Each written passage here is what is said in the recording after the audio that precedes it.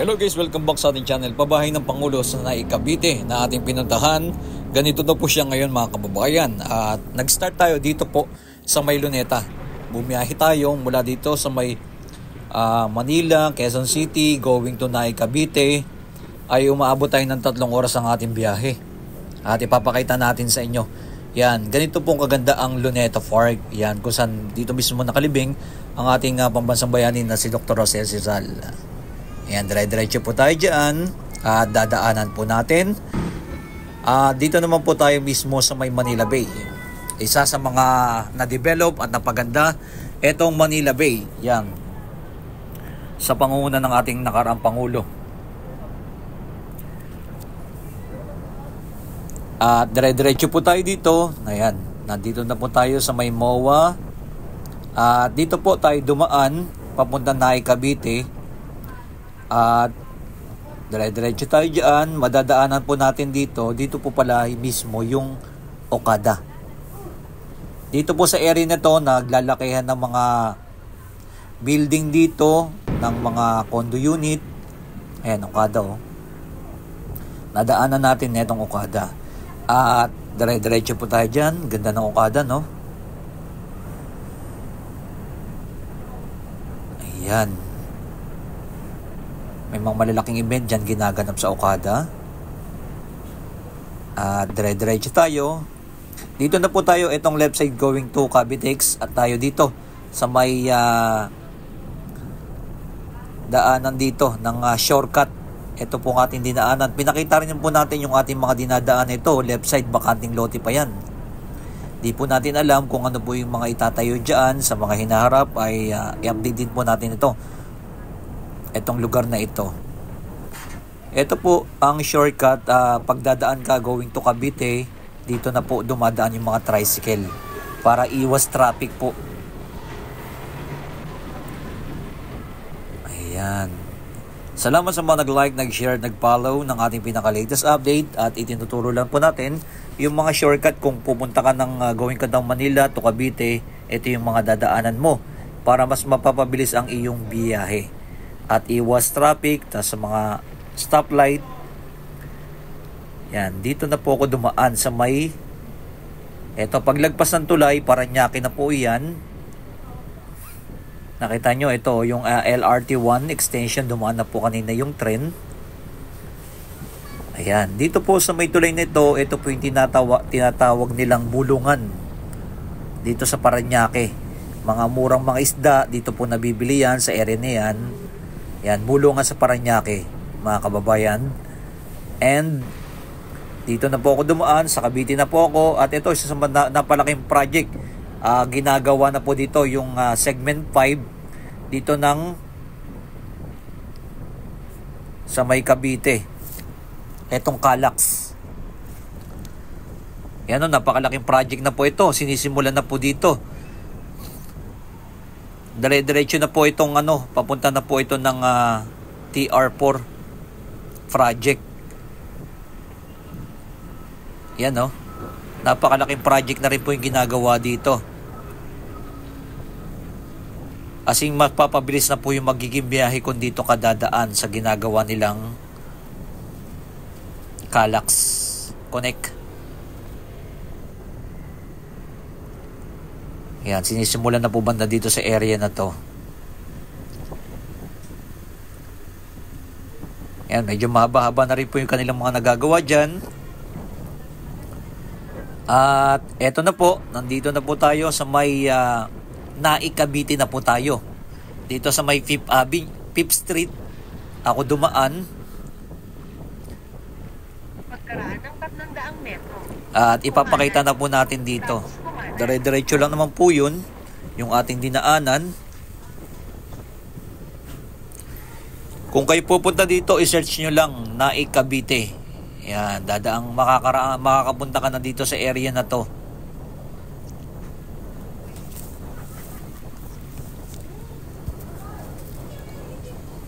Fifth Street, Naik, Cavite lang po, i-search ninyo. Ayan o, nakita nyo na dito may mga housing project na po nito. Ito po yung mga naunang housing project na ating ipinapakita sa inyo. Ayan, nakita nyo, pare-pares yan. At dito, Kumanan ako. Ayan. Both side pa rin po ito. Ito po yung mga pabahay na po ng ating Pangulo. Ayan. Kumanan. Ito yung mga unang nagawa. Tapos kumaliwa.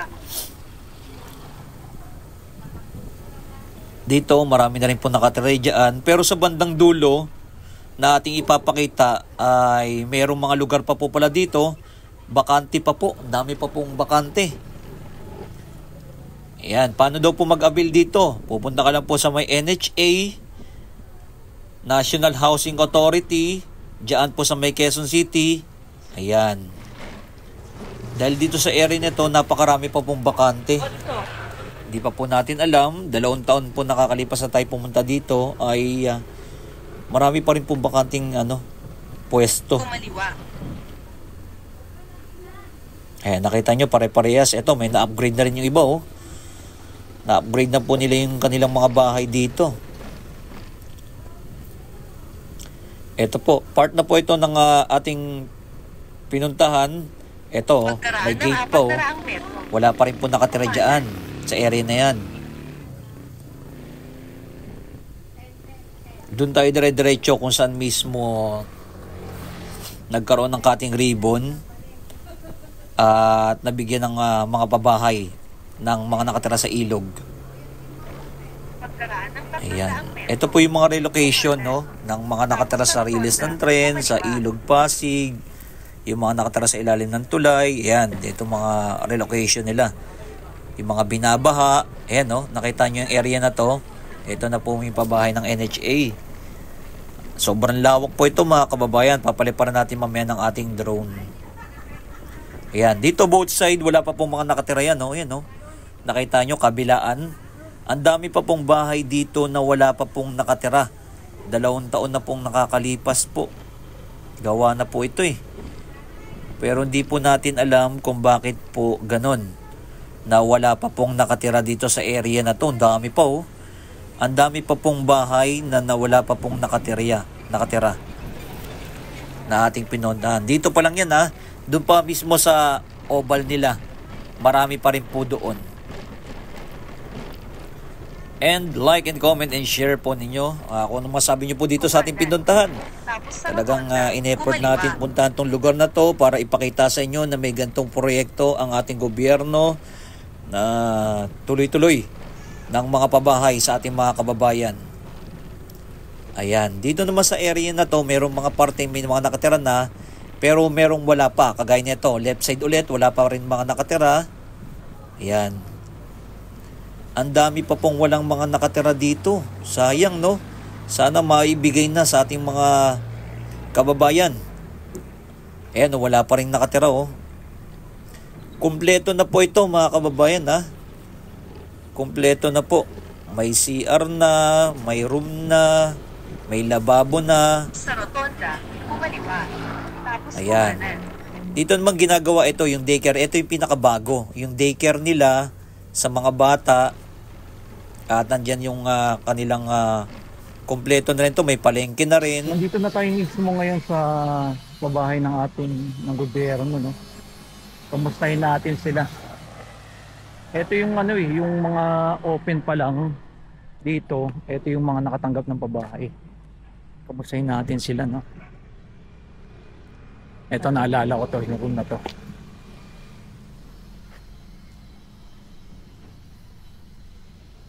May tindahan Ma'am, kamusta po yung pabahay ng ating gobyerno dito na binigay sa inyo? Kamusta po yung pabahay na binigay ng gobyerno dito sa inyo? Okay naman. Ayan. Naalala ko, ang dami na kasi na-establish dito na-develop na. Ito yung mga pabahay ng karoon na ng pala dito. Ito sila sir. Sir, pwede ma-interview lang. Kamusta yung pabahay ng ating gobyerno dito nang ipinamigay sa inyo? Okay naman po. Okay naman sir, nagkaroon na kayo ng tindahan Dati kasi, eto wala pa yung nag-open ng ating Pangulo dito Wala ako kuya. Okay, ito yung unang binigay ng pabahay po Ito po. Nakita ko kasi napakarami ng develop Apo. Halos karamihan. Apo. Kamusta po kayo yung pamumuhay niyo naman po dito? Okay naman po. Okay naman sir. Sa kuryente tubig, okay na rin po. Apo. Kasi yung una, wala pa dati. Wala akong poso pa lang po. Pero ngayon meron na nabigyan na kayo ng ano. Oh. Sir, di ba wala naman kayong may binabayaran po ba kayo dito monthly? Wala po. Wala kayong binabayaran kasi totally Apo kasi po yung ni Marcos ibigay po eh. bigay talaga sa inyo ni President Bongbong Marcos. Oh, grabe no. Nakita ko kasi ang dami na na-develop sir, ang dami ng bahay din doon. Meron mo po yan hanggang dulo po. Halos lahat po yan na ano. Hanggang doon po sa night view. Di ba sir, kayo po yung mga na-relocation na sa tabi po ba kayo ng or nasunugan o nasa Hindi po kami po yung binaha. binabaha sa tabi ng ano. Halos itong area po no. Apo. Ito yung nakaraan kasi tagal, medyo 2 taon na yata nakakalipas sir no. Apo, dalawang taon po. Kasi ito dito nag-start eh. Ito sir na tinatayo dito sa harapan, ano tong ano to, Yun po center? yung center po. Tapos po yung parang magiging Eskwelahan. Daycare po. Daycare. Tapos doon yung palengke. Apo, sa kabila po. Oh, as in develop na po talaga no. Laki na rin no. Ayun, at least swerte niyo sir no, at least wala kayong binabayaran no. Halos lahat dito der na ano, wala silang binabayaran na rin. Bali po kasi po sabi po si pag naging 2026 pa lang mag-umpisa may bayad. 2026 pa. Pero mababa naman. Mababa naman po. Ayun. Hindi naman po talaga. Kasi dati kasi punta ko dito, wala pa to. No? Wala pa to tindahan na to. As in, Wala pa po. diretso pa lang tong ganyan. Pero na-develop na. Apo. Sige sir, thank you ha. Thank you po, thank you. May mga wala pa rin nakatira. Banda dito, iilan pa lang. Ang mga relocation pala dito, yung mga tabi sa mga binabaha. Ayan o. Barangay Kalubkob Health Center. May health center na rin. Tapos dito banda, may marami pang mga bakante. Kagaya nito. Ito, bakante pa. Wala pa mismo mga nakatira. Ay, may mga nakatira na rin pala. Ito, mga bakante pang iba. Wala pa nakatira. Ayan o. Hindi pa nalilipatan. Mga diretso doon. Meron mga ibang ano na pala, may mga nakatira na. Ayan sila. Yep. Merong lugar lang, ayun kagaya nito, bakante pa oh. Merong hindi pa na inaililipat sa kanila no. Bali, tignan natin sa mga susunod na panahon yan. Ang dami pang bakante. Etong Block 19, Lot 2, Lot 4, halos karamihan ay bakanting lote pa. Ayan no. Wala pang mga nakatira. Pero tignan nyo naman yung unit ng ipinamimigay nila. Etong ilera nitong Lot 4 wala pa nakatira. Ayan dito kabila rin no. Pero halos karamihan marami na nakatira dito. Okay, salamat sa mga nag-like, nag-share, nag-follow kay Skyhawk TV. At ito ang ating pinaka-latest update. Yes sir guys, ito naman yung ating ground shot na dinire-diretso natin. Nilibot natin yung lugar nito kung gaano kalawak na po ito. At ipapakita natin kung gaano po karami na po yung mga nakatira. Ayan. May mga area ay may mga nakatira na at meron din po mga wala bakante pa. May mga napuntahan tayo, may mga bakanting lote pa no. O bakante pa po yung bahay. Wala pa pong nakatira. Pero sobrang lawak po ito guys. Yan, like and comment and share kung anong masasabi nyo po dito sa pambansang pabahay po ng ating Pangulo. Yan, nilibot natin. Ipinakita natin sa inyo kung gaano kalawak po yung lugar na ito. Yan, merong punta sa kaliwa, may kanan. Dito po muna tayo sa kanan. Yan. Yung iba nagta-tricycle na lang po talaga dito, no? Ayan, may mga nakakalat na mga basura. Sana malinis nila itong area na yan, no? Kita niyo yun? May mga basura sa kalsada. Talaga ang kailangan talaga dito i-maintain na lang to dahil kasi ayon nga kay kuya, no? Mula start na pinamigay 2026 pa sila mag-i-start ng bayad pero napakamura po ng monthly nila dito. Baka wala pa po, nasa 800 pesos lang po monthly kagaya po ng ibang pinuntahan natin. Ganun naman po ang kanilang ginagawa. Ayan o. Yun. Dead end na po pala. Mga basura nakakalat sa kalsada. Ayan, dapat i-maintain na lang po talaga nila. Like and comment and share kung masabi nyo po dito sa ating pinuntahan. Dito sa may pambansang pabahay dito sa may Naik, Cavite na napakalayo ng ating pinuntahan. Papunta na po ito kasi ng Nasugbo at papunta na po ng Kaibiyang Tunnel. Dire-diretso ka po doon kung pupunta ka. Medyo malayo-layo pa naman. Pero dito rin po yung daanan. Ayan oh. Kita nyo yan, napakalawak talaga. Medyo dito sa area na to marami na po nakatira. Ayan, may mga nakatira, dinedevelop na rin nila. Nilalagyan, halos karamihan nilalagyan ng tindahan. Panghanap buhay. Yun po talaga isa sa mga ano dito. Ayun, may mga nakakotse pa. Ayan no, kita nyo dito guys, so wala pa nakatira oh. Etong left side, may mga area dito wala pa nakatira. Medyo marami-rami pa rin po yung mga walang nakatira na pabahay na sana maibigay na no. Kesa nagsisiksikan sa may Metro Manila at iba't ibang lugar, Quezon City, dito po pala may mga bakante pa po at napakalawak pa po ng lupa dito sa may Naik, Cavite. Papaliparan po natin ang ating drone. Pakita lang po natin sa inyo yung pinaka-area dito. Ayan o. Ganito yung ating mga masasaksihan. Ito na po yung circle.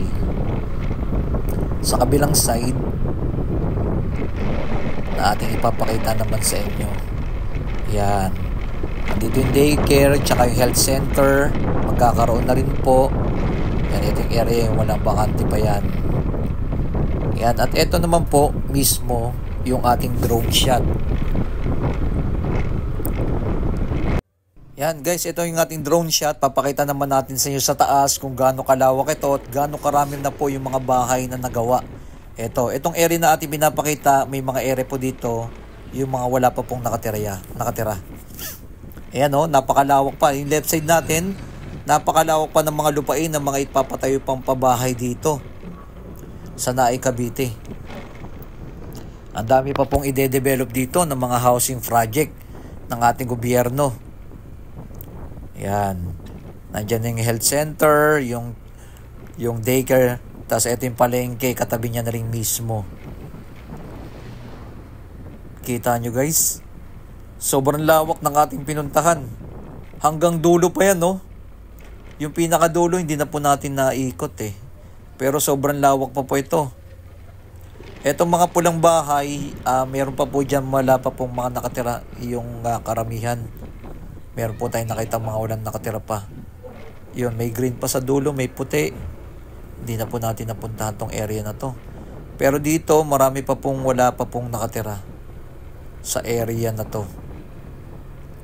Yun yung pinakadulo. At meron mga bakante pa, no? Yan, swerte ng mga nakatira dyan sa may mga bakante. Dahil pwede ka na magdiretso magtanim, no? Yan, sobrang lawak niyan, guys, oh.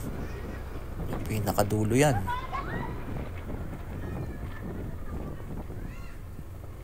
Ganyan po ang mga project na to na ginagawa na po dito, na tuloy-tuloy na sana sa mga bakanting lote maibigay na po sa ating mga kababayan, no? Di po natin alam kung ano po, bakit pa po 2 taon na nakakalipas, meron pa po mga bakanting lote na hindi pa po natitirahan, pero gawa na po yan eh. Nung pumunta tayo dito, binalikan lang po natin. Ang dami pa pong bakanting lupa oh, na pwede pang tayuan ng pabahay oh. Kita nyo yan guys. Ganyan po kalawak dito sa may Naik, Cavite. And like and comment and share kung ano masabi niyo po dito sa ating pinuntahan ng sobrang lawak ng mga pabahay dito. Ayan ang ating mga nasaksihan. Na-interview natin si Kuya. Grabe no? Sobrang lawak dito sa may Naik, Cavite talaga. And maraming salamat sa ating mga viewers, subscriber na lagi nang sumusuporta sa ating channel. And keep safe palagi and God bless. Pinapakita lang po natin yung mga pagbabagong kaganapan dito sa ating bansa at ang mga nade-develop. Yan po ang ating mga update natin sa iba't ibang lugar. God bless.